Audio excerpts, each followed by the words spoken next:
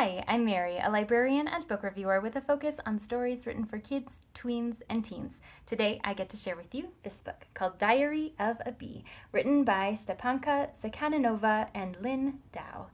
This is the story of all the things that happen in a bee's life, from egg to larva and to worker bee and everything in between.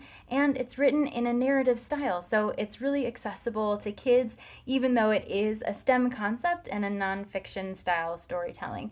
So readers are introduced to Matilda, who is the bee that is the primary character of this story. As you can see, the bees in the story look like bees, but they also kind of look like people with hair and facial expressions, and that just makes them a little bit more accessible, especially when there might be some fear around bees that might be coming into the picture. So by making them more friendly and cheerful in appearance, it makes the book a little bit more accessible to those younger readers and helps them empathize with those bees a little bit more. So as you're going through the book, you see lots of illustrations. All of the colors go along with bees and nature, so lots of yellows and reds and greens and browns. And you get to see how the hive works. So while Matilda is the primary character and you kind of go through the world in her eyes, you also see her friends, you see the queen bee, you see how everything works together and interrelates in order for the hive to survive.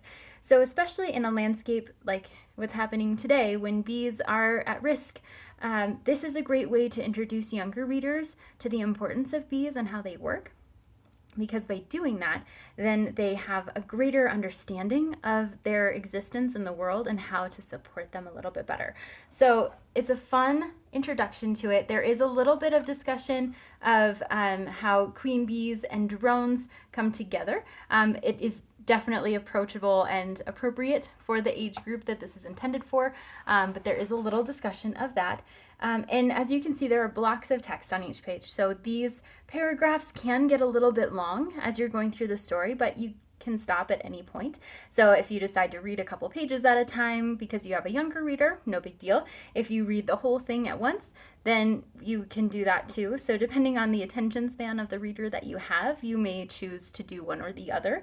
And the text itself is really accessible. So it's using a lot of language that kids will understand, but it also inspires further discovery. So if they want to know more about bees or how they work, there's a lot of opportunity for extension discussion as well.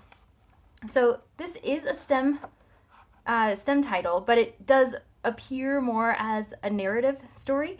So it blends the two in a way that kids who might not be as familiar with those nonfiction titles will be able to relate to this book.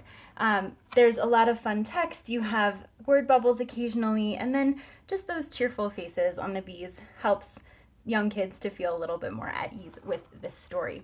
So if you've ever wondered about bees or how hives work, this is a great introduction, especially good for preschool and kindergarten ages as they are learning a little bit more about life and the world. And if this sounds like a great fit for you or for someone you know, I hope you look for it wherever you get your books.